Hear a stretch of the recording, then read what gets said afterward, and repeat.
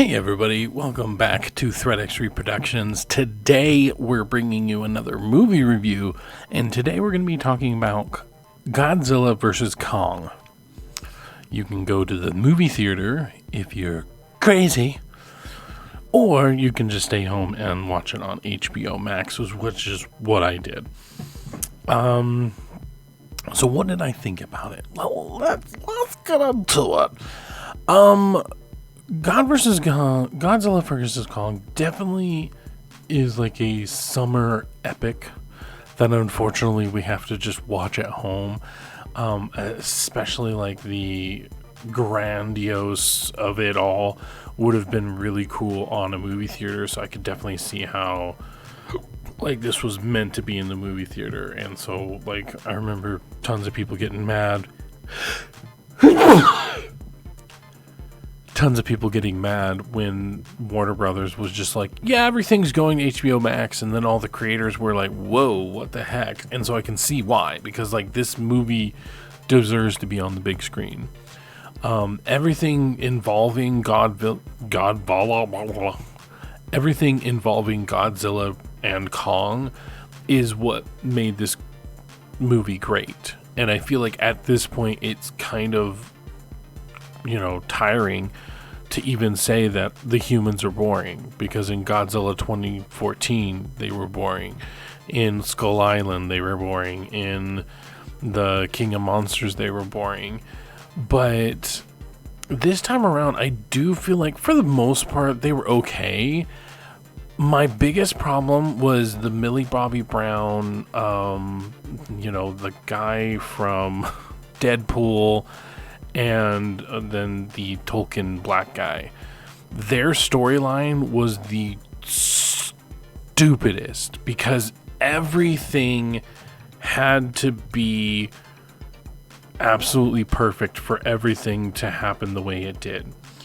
I won't go into super spoilers or whatever, but I absolutely truly hated their storyline, which sucks because I like Millie Bobby Brown and I do feel like she did a good job by itself, but it just couldn't help the fact that it's like you have these two kids with this guy who does a podcast that he does conspiracy theories. It just didn't work. Now the other humans are kind of on the Kong side, so that's kind of interesting. And basically they're trying to journey to the center of the earth, and that's supposedly where all the Titans are. I do kind of like that they tried to come up with this mythology of where these Titans came from, but the fact that they kind of just recycled Journey to the Center of the Earth was kind of just like, okay, cool, I guess, and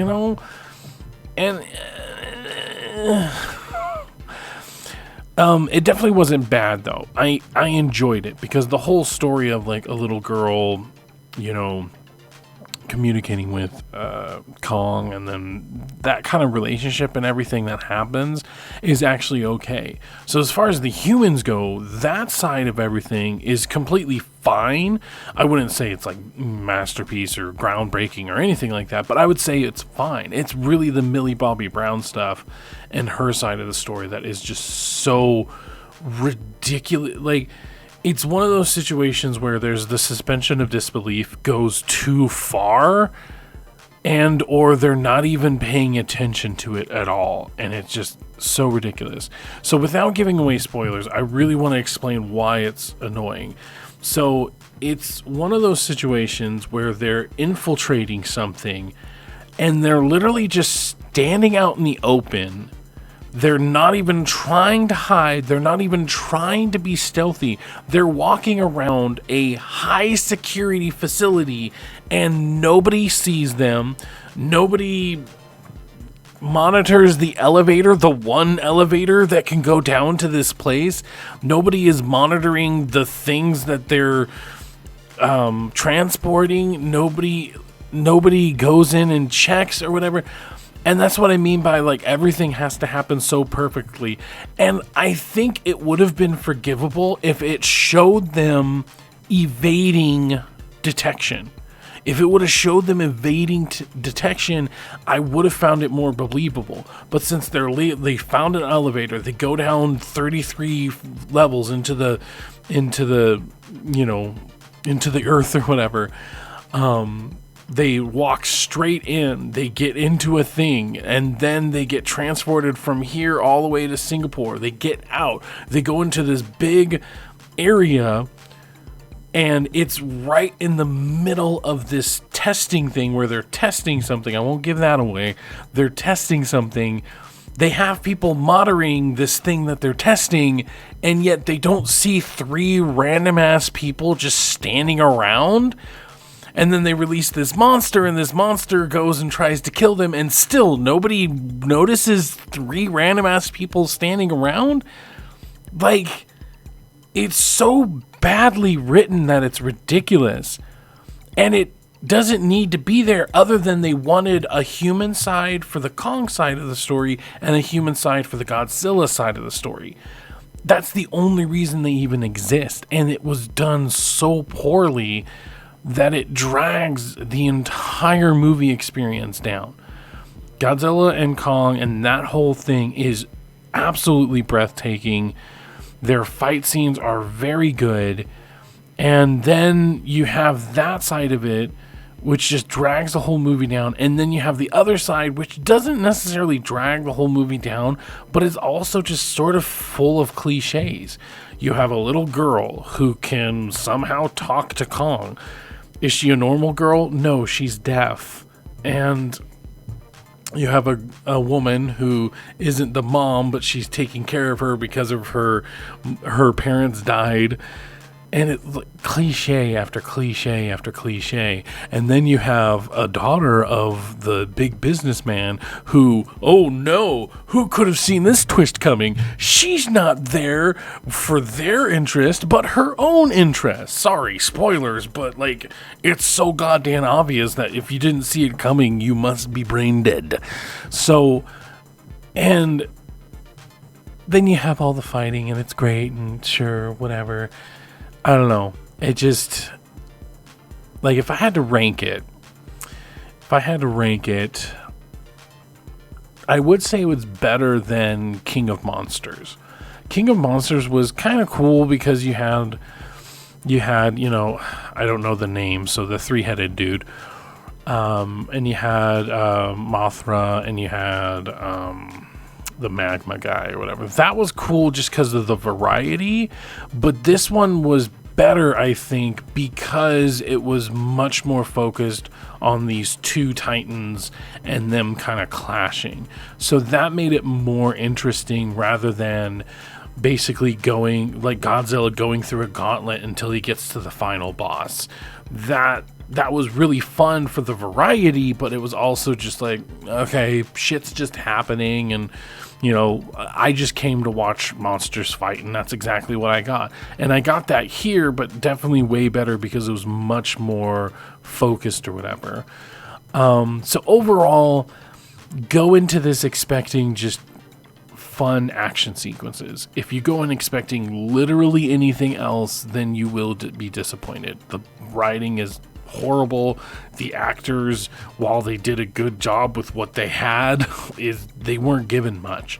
So on my hierarchy of rating systems, top would be, Premier, Premium, where you get those nice cushy seats, the ones where you can have like a drink taken to you. Premiere Night, which is obviously I want to go on Premiere Night. Matinee, I'm okay going, but I'd rather spend less money on a different day or something.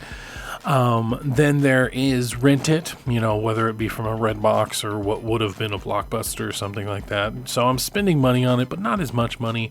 Stream It, which is essentially I'm getting it for free, so I might as well.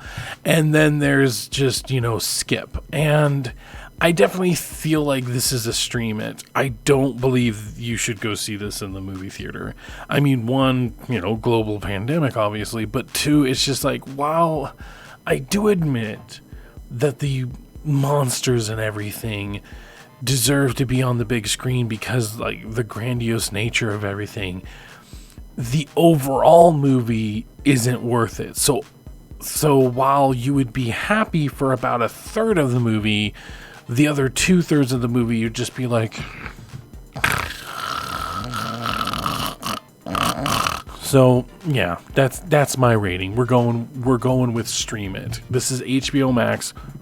Watch it in the comfort of your home, please. Do not go and pay money for this. If you're paying money, it's the $14.99 for HBO Max, and it's definitely worth that, because at least then you have a bunch of other stuff you can watch. Like, I just started watching Final Space. That's a nice series. I like that. I watched the Snyder Cut, so it's like I got 2 movies, both of mediocre quality, but at least I didn't have to pay full price for it. So anyways, that's my views. Obviously, you have your views. I want to hear them down in the comments down below. Let me know, have you seen Godzilla vs Kong? What did you think about it? What do you think in the kind of Kong monster universe? What do you think is the best movie? I don't know if this one is the best, but even saying it's the best is not saying much, so it's like it could be the best. Anyways, but yeah, let me know down in the comments below. I was Nick of Threnex 3 Productions. You can go down here to any of our social medias and, follow us, subscribe, all that good stuff. Thank you so much. Thank you, and have yourself a good day.